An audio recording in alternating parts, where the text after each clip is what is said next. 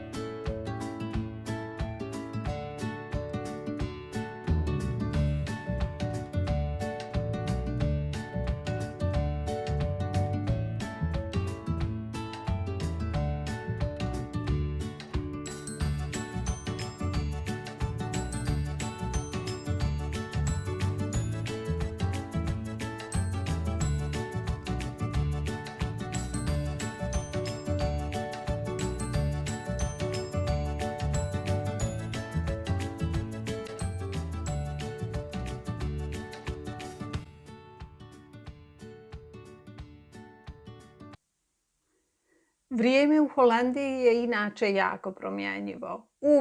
Skoro uvijek puše jak vjetar, smjenjuju se sunce i kiša i u Holandiji ne znate nikad kakvo će vrijeme biti. Kad krenete recimo negdje, hoće li za pola sata početi padati kiša ili puhati jak vjetar ili će biti sunčano. Ja sam zaista imala sreće, imala sam 6 fantastičnih dana. Istina, bio je jak vjetar, tako da sam nekoliko puta morala trčati za svojim šeširom, ali je bilo jako sunce i šešir je zaista bio neophodan. Juče, kad smo se vraćali iz Holandije, je počela padati kiša, ali tad više nije bilo važno. Važno je da je tih 6 dana bilo lijepo vrijeme. Cvjetna pijaca u Amsterdamu je svjetski poznata, ali jako interesantno da mnogi Holanđani ne znaju gdje je ta cvjetna pijaca. Mi smo recimo iz glavne ulice gdje smo jeli, koju relativno dobro znamo, bar taj dio gdje smo mi bili, krenuli prema cvjetnoj pijaci i pitali smo par Holanđana jesmo li na tačnom putu, međutim oni nisu znali tačan odgovor. Onda kad smo napokon sreli nekog koji je dobro govorio njemački, on nam je rekao, taj Holanđanin nam je rekao da to njima nije interesantno i da malo ko zna tačno gdje je ta cvjetna pijaca. Istina, Amsterdam je ogroman grad, a Holanđani ne idu sigurno na cvjetnu pijacu da bi kupili par lukovica ili neko drugo cvijeće, jer to imaju za kupiti u svakom vrtnom centru, u supermarketima i skoro svim prodavnicama gdje se kupuje hrana ima i dio gdje se prodaje cvijeće. Možda se pitate otkud znam ko su Holanđani. Holanđani su izuzetno visoki. I muškarci i žene i njih možete odmah prepoznati. I ovo je ta svjetski poznata cvjetna pijaca na vodi. Tu su ove kućice sa štandovima i u svakoj ovoj kućici možete kupiti i sjeme, i biljke, i određene suvenire, bilo to da su cekeri s natpisima, sa slikama cvijeća, ili su recimo šolje ili drveni tulipani. sve ono što možete ponijeti kao suvenir kući da vas podsjeti na ovu cvjetnu pijacu. Ovaj put, što me jako iznenadilo, nije bilo puno posjetilaca kao prije. Možda zbog vremena, možda zato što je sad juni, što ljudi idu možda na more, idu puno južnije na godišnji odmor, jer prošli puta kad smo bili u Holandiji, kad smo bili u Amsterdamu, bila je jako velika gužva na pijaci. I naravno mora se paziti da je novčanik na sigurnom mjestu, da je telefon na sigurnom mjestu, jer gdje su velike gužve i mogućnost da vam nestane nešto iz tašne je velika. Na ovoj cvjetnoj pijaci se može zaista kupiti puno cvijeća, što zimootpornog, što egzotičnog, ima svega za svačiji ukus. Problem je što je naravno druga polovina juna i nije vrijeme za sadnju zimootpornih lukovica, to jest lukovica zimootpornih biljaka, jer najbolje vrijeme za to je jesen. S obzirom da sad počinje vrijeme godišnjih odmora, ja nisam htjela kupovati lukovice, jer mi je to dodatna obaveza.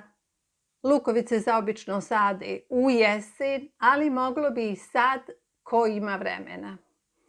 Ove lukovice koje ovdje ima za kupiti, ja mogu kupiti i u Stuttgartu, a to s jedne strane. S druge strane, mnoge ove biljke, mnoge lukovice, mnogo korijenja je u kesama, u vrećicama papirnim zapakovano tako da se uopšte ne vidi šta kupujete.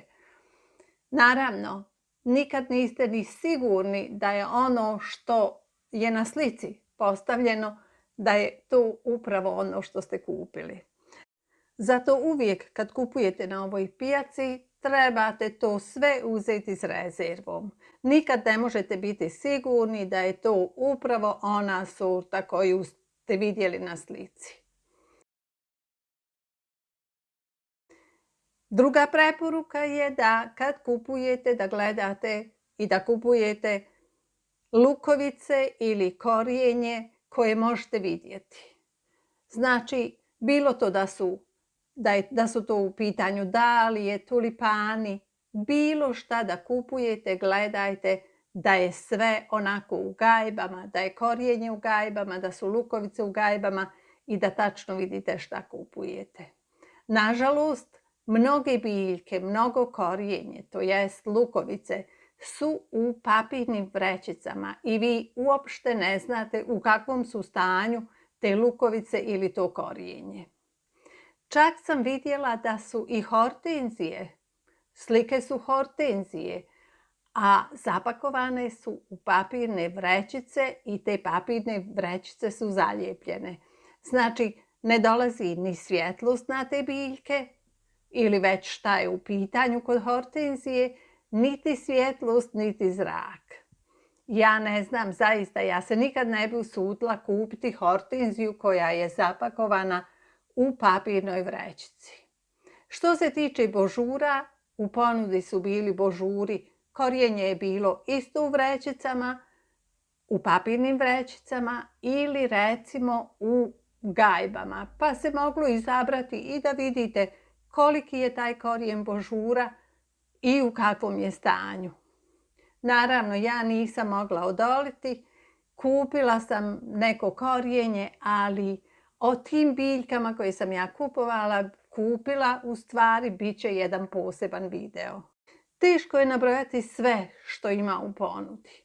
Zamislite da imate u ponudi skoro svo lukovičasto cvijeće, cvijeće koje obrazuje gomolje, cvijeće koje obrazuje rizome, bez obzira da li se radi o egzotičnim biljkama ili o zimootpornim biljkama. Pored ovih biljaka, to jest biljaka koje imaju ili lukovicu, ili rizom, ili gomolj, može se kupiti i kućno cvijeće u manjim, naravno. Izbor je puno manji, ali su zato te biljke onako malo posebnije. i ima veliki izbor sjemena. Sjeme koje sam ja tražila, nažalost, nisam našla, osim kamilice. Sjeme kamilice nisam našla ni u jednom ogromnom vrtnom centru u Stuttgartu, ali eto, našla sam to sjeme u Amsterdamu i jedna vrećica, jedno pakovanje, malo pakovanje sjemena košta 2,99 €. Znači, nije tako ni jeftino. Za jednu moju cvjetnu drugaricu sam tražila sjeme koje nisam našla u Stuttgartu i to sjeme nisam našla ni tamo. Čak sam to sjeme tražila i u botaničkoj bašti uz koju ima jedna prodavnica sjemena, isto suvenira i biljaka, i to sjeme nisam našla ni tamo. Morat ću to ipak pogledati u nekom online shopu. Ovo je recimo amarilis u vosku. Znači, ovaj amarilis se ne mora uopšte saditi u zemlju, nego je dovoljno da se ovako u ovom voštanom oklopu da se stavi na sto ili na prozorsku dasku i amarilis će cvjetati i poslije toga nekad kad prođe cvijet može se posaditi u zemlju. Izgleda onako lijepo, nemate oko tog nikakvog posla, dovoljno je samo da ga ponekad malo pošpricate vodom. Biljke koje sam kupila u botaničkoj bašti i na cvjetnoj pijaci pokazat ću u jednom posebnom videu. I samo za kraj par stvari, par savjeta. Ako ikad budete na ovoj cvjetnoj pijaci, vodite računa da kupujete samo ono što vidite, to jest lukovice koje nisu zapakovane, korijenje koje nije zapakovano, isto tako gomolje i rizome. Znači, sve ono što vidite, to možete kupiti. Ono što je zapakovano, bolje je dići ruke od tog, bez obzira koliko slika bila lijepa. I ovo što se kupi, što se vidi, nije sigurno da će biti ista sorta, ali u svakom slučaju imate zaista ogroman izbor i šta god kupite uljepšat ćete vaše bašte. Da sam ja recimo bila u proljeće, ja vjerujem da bi ja kupila možda 5 puta više ili možda čak i 10 puta više. Ali ovo nije bilo pravo vrijeme za kupovinu mnogih biljaka. Bez obzira na to, ja sam otišla, ja sam napunila svoje baterije. Za mene je uvijek doživljaj biti u društvu cvijeća, u društvu biljaka, bez obzira što je to samo korijenje, što su to samo lukovice. To je za mene jedan poseban doživljaj, bez obzira koliko puta sam ja bila tu i to vidjela. Ili možda čak vidjela u svojoj bašti. Meni cvijeća i biljaka nikad nije dosta.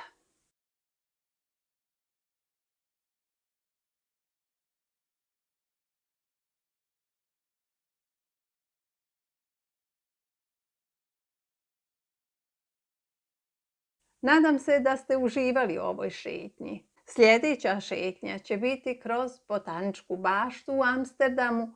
To je jedna od najstarijih botaničkih bašti u svijetu. A dotad lijep pozdrav s cvjetne pijace u Amsterdamu.